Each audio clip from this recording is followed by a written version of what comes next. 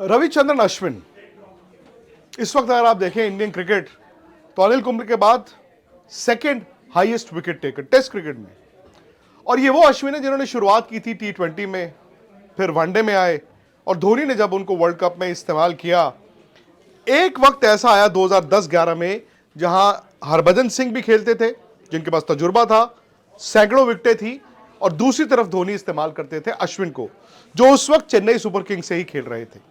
लेकिन यह लगता था कि शायद अश्विन व्हाइट बॉल क्रिकेट ज्यादा खेलेंगे क्योंकि हरभजन सिंह के पास उस वक्त टेस्ट क्रिकेट में ढेरों विकेटें थी। लेकिन आहिस्ता आहिस्ता आपने देखा होगा 2011 दौरे पर जब हरभजन सिंह को दौरा छोड़कर वापस आना पड़ा, उसके बाद अश्विन टेस्ट क्रिकेट टीम में आए और हरभजन ने उसके बाद जितने टेस्ट मैचेस खेले अश्विन के साथ खेले और अश्विन उसके बाद लगातार टेस्ट क्रिकेट खेलते रहे। मैंने पहली बार अश्विन से प्रॉपर मुलाकात जो की वो कोई अच्छी टर्म्स पे नहीं थी, और आज मैं आपको बताता हूं कि अश्विन की शख्सियत कैसी थी। ये तो आप सब सुन चुके हैं कि वो साइंटिस्ट की तरह सोचते हैं, डॉक्टर की तरह सोचते हैं और क्रिकेट पर उनके अपने अखलाक हैं, अपनी सोच है। लेकिन जो क्रिकेट में आपने देखा कि रविचंद्रन अश्विन एक फाइटर है, बल्ले के साथ मैच बचाना हो जैसे उन्होंने सिडनी में बचाया, या फिर उन्होंने टेस्ट सेंचुरीज लगाई, कुछ मैच जिताए भी अपने बैट के साथ, और गेंद के साथ 537 टेस्ट विकेटें। चैंपियंस ट्रॉफी 2013 जो इंडिया जीता उसमें आखिरी ओवर जाकर बर्मिंघम में करना, वहां भारत को जिताना। लेकिन मैं बताता हूं कि वो फाइटिंग स्पिरिट जो उनकी थी मैदान पर, वो कहीं ना कहीं उनकी शख्सियत में भी थी। तो मैं अगर हरभजन सिंह और अनिल कुंबले को आमने सामने रखता हूं, एक पंजाब से और एक तमिलनाडु से, मतलब दोनों देखें आप हिंदुस्तान के अलग अलग कोनों से, लेकिन दोनों का टेम्परामेंट तकरीबन एक ही जैसा था। दोनों अग्रेसिव थे, दोनों की सोच अग्रेसिव थी और दोनों के खेल में वो फाइटिंग स्पिरिट थी। अच्छा, बात हो रही थी कि अश्विन की शख्सियत क्या है मैदान के बाहर, तो मैं वो कुछ किस्से आपको बताता हूं। सबसे पहली मुलाकात प्रॉपर जो जिसे कहते हैं ना मुलाकात एज इन रन इन, मतलब फड्डा कह लो आप, लफड़ा कह लो, वो मेरा अश्विन के साथ हुआ था एडिलेड में। दरअसल एडिलेड में भारत का वनडे मैच था जो ट्राई सीरीज खेलने इंडिया ऑस्ट्रेलिया गया हुआ था, और उससे पहले इंडिया धोनी की कप्तानी में टेस्ट सीरीज 4-0 हार चुका था, और उसके बाद आया वनडे ट्राई सीरीज जिसमें इंडिया, ऑस्ट्रेलिया और श्रीलंका खेल रहे थे। अच्छा, इंडिया ने इस ट्राई सीरीज का आगाज बड़ा अच्छा किया, लेकिन धोनी ने एक सोच रखी थी जिसमें उन्होंने ये कहा कि मैं सहवाग, गंभीर और सचिन तीनों को एक साथ नहीं खिला सकता। मैं हर मैच में एक ओपनर को ड्रॉप करूंगा, रोटेट करूंगा, क्योंकि ऑस्ट्रेलिया के ग्राउंड हैं, बड़े हैं और मुझे वर्ल्ड कप की तैयारी करनी है। तो पहला मैच जो था वो वीरेंद्र सहवाग को ड्रॉप किया गया, मतलब उनको कहा गया कि जी आज आप नहीं खेल रहे। उसमें सचिन और गौतम गंभीर खेले। दूसरा मैच भारत का था पर्थ में।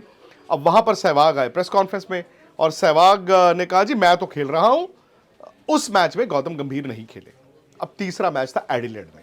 अब जाहिर तौर पर जब धोनी ने यह कहा कि हमें ओपनर्स को रोटेट करना है, तो तीसरे ओपनर कौन थे? सचिन तेंदुलकर। एडिलेड में भारत की प्रैक्टिस चल रही थी, जो एडिलेड की प्रैक्टिस ग्राउंड है वहां पर भारत की प्रैक्टिस चल रही थी और प्रेस कॉन्फ्रेंस होनी थी।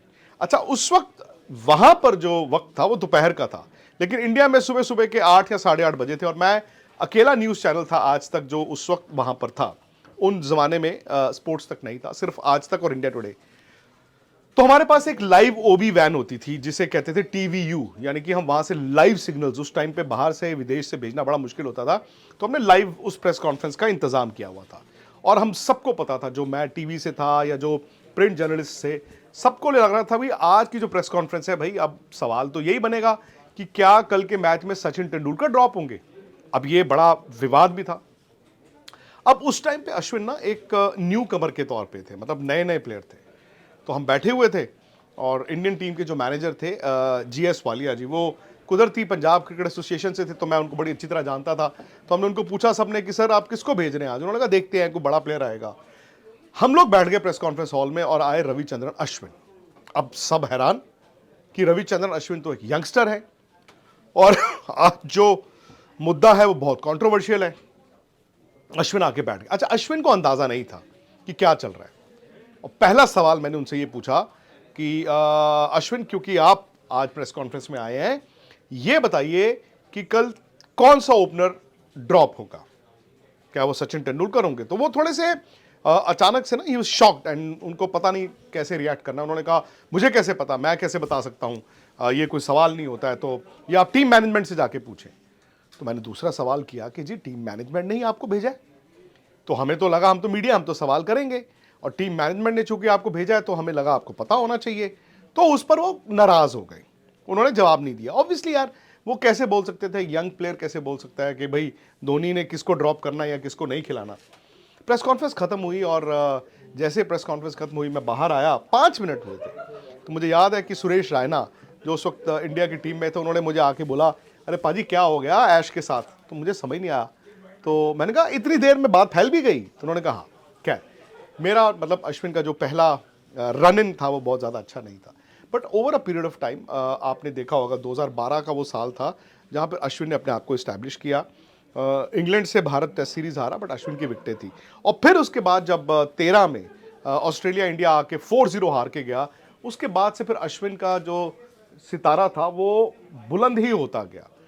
वनडे क्रिकेट हो, T20 हो, टेस्ट मैचेस हो, ये लग गया कि हरभजन के बाद अब अश्विन है, और जडेजा भी तब तक आ गए थे। तो अनिल कुंबले और हरभजन सिंह की जोड़ी रिप्लेस हो चुकी थी अश्विन और जडेजा की जोड़ी से। और ये वो जमाना था जहां पर धोनी की कप्तानी में भारत टर्निंग ट्रैक्स बनाता था, गड्ढे बनाता था, और फिर सामने वाली टीमें आती थी और इंडिया में हार जाती थी।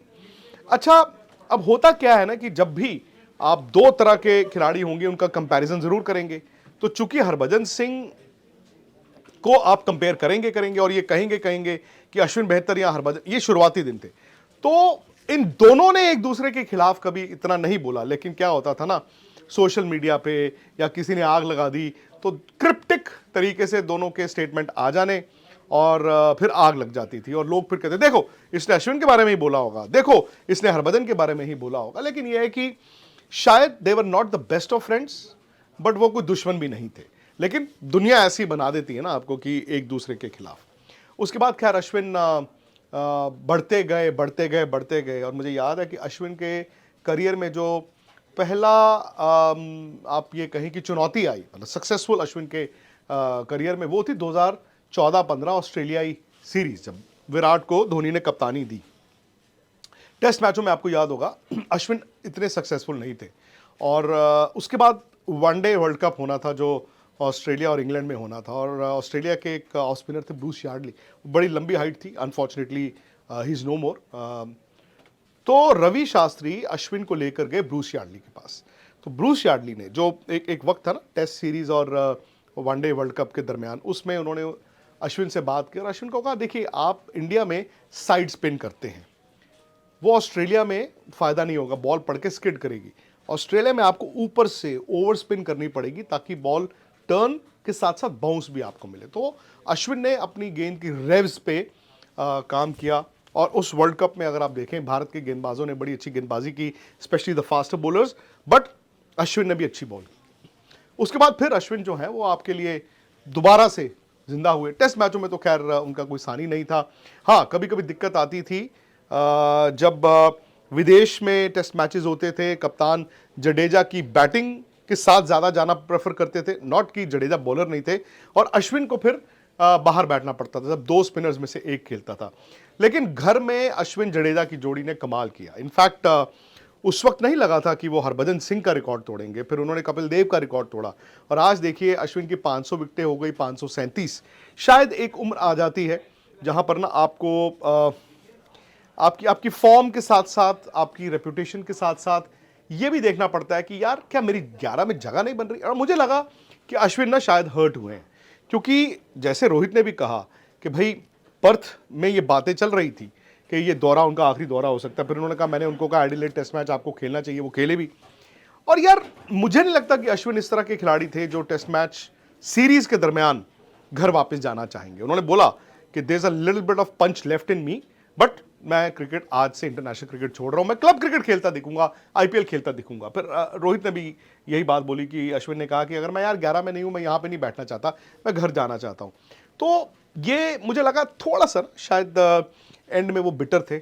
अच्छा, अश्विन की एक और मजे की बात, जैसे मैं अपनी बात बता रहा था कि एडिलेड 2012 में ये किस्सा हुआ, अब एक इंप्रेशन रहता है कि जी अश्विन की आपसे नहीं बनती, और अश्विन को लगता होगा कि ये जर्नलिस्ट जो है वो मुझे पॉइंट आउट करता है। लेकिन एक वक्त आया जब वो किंग्स 11 पंजाब के कप्तान बने, जब वो किंग्स 11 पंजाब के कप्तान बने, मुझे याद है, तो उनका पहला इंटरव्यू जो था वो मैंने किया, और उन्होंने उस इंटरव्यू में बड़ा हमने मज़े किए। वो इंटरव्यू ऑनलाइन हुआ था, मतलब मैं वहाँ पर नहीं था। तो उन्होंने कहा कि ऐसा है जी कि मैं आपकी पंजाब की टीम का कप्तान बना हूँ और मुझे पता है कि आप पंजाब से हो, तो अगर पंजाब इस IPL में जीतेगा तो आप आएंगे, हम ड्रेसिंग रूम में भाड़ा करेंगे। तो वहाँ से मतलब वो भी कंफर्टेबल हुए। फिर 2018 में मुझे याद है कि सलाम क्रिकेट, जो हम सालाना कॉन्क्लेव करते थे, एनुअल क्रिकेट कॉन्क्लेव, जो आप लोगों ने बड़ा पसंद किया, तो सलाम क्रिकेट होना था 2018 में दुबई एशिया कप। अब उसमें रविचंद्रन अश्विन भी थे, हरभजन सिंह भी थे दुबई में। अब मेरे सामने, मतलब हमारे आज तक के मंच पर दोनों एक साथ आमने सामने भी थे। अब उस वक्त घबराहट थी कि क्या दोनों एक दूसरे से कंफर्टेबल होंगे। मैंने हरभजन से पूछा, उन्होंने कहा अरे पाजी कोई बात नहीं है। अश्विन से पूछा, उन्होंने कहा अरे कोई बात नहीं है। एंड देन दुबई जाके मैंने देखा कि यार ये तो एक दूसरे की बहुत इज्जत करते हैं। हाँ, मतलब एक देखिए राइवलरी तो होती है ना। हरभजन को भी लगता होगा कि यार मैंने अपने ज़माने में इतनी विकेटें ली, अश्विन को उस ज़माने में लगता होगा कि मैं हरभजन से ज़्यादा विकेटें लूँगा, क्योंकि ये कंपैरिजन्स तो चलेंगे।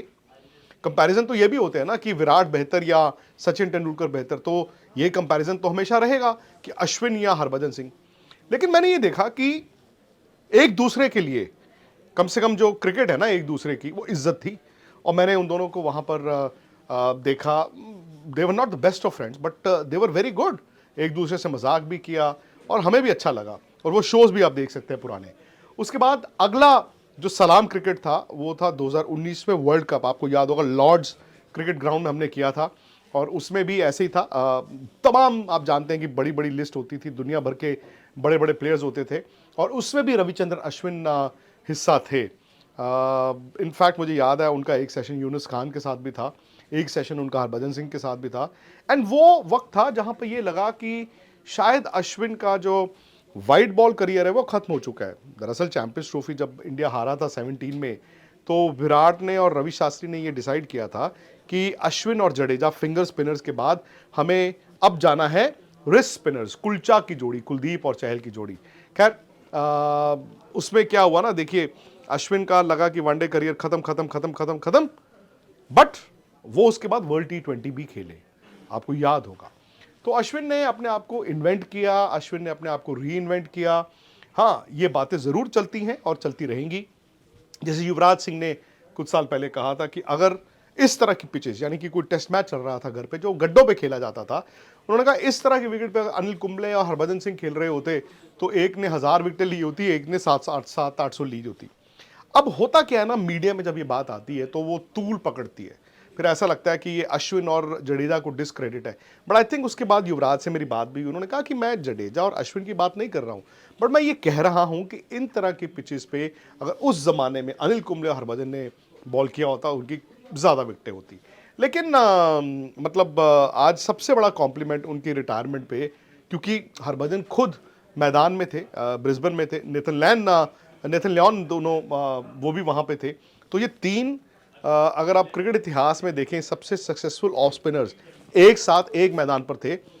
नेथन लियोन ने जो उनको इज्जत दी और जो उनके लिए कॉम्प्लीमेंट किया, उन्होंने कहा कि जी मैं अश्विन से सीखता रहता था। और हरभजन सिंह ने जो कहा कि आज के बाद न सिर्फ मैं बल्कि इंडियन क्रिकेट मिस करेगा रविचंद्रन अश्विन को, तो ये अपने आप में आई थिंक इससे बड़ा कॉम्प्लीमेंट एक दूसरे के लिए नहीं हो सकता। अश्विन की एक बात ज़रूर है, हो सकता है कि एज इंडियन क्रिकेटर अब हम उन्हें ना देखें, लेकिन क्रिकेट में ना I am sure Ravichandran Ashwin वापस आएंगे। अब किस तरह आएंगे, कब आएंगे पता नहीं, लेकिन Ashwin has a lot to offer. छोटी सी कहानी है, कहानी में आमतौर पर आंकड़े होते हैं। ये मैंने आपको कुछ किस्से बताए हैं, और अगर आपको पसंद आए तो प्लीज़ इस वीडियो को लाइक करें, शेयर करें और स्पोर्ट्स तक को सब्सक्राइब करें। स्पोर्ट्स तक पर आपको न सिर्फ खबरें मिलेंगी बल्कि आपका ओपिनियन भी मैटर करता है। यह आप ही का मंच है। आइए बताइए भारतीय क्रिकेट टीम से आप क्या उम्मीद करते हैं। रहिए स्पोर्ट्स तक के साथ, सब्सक्राइब कीजिए स्पोर्ट्स तक को यूट्यूब और फेसबुक पर।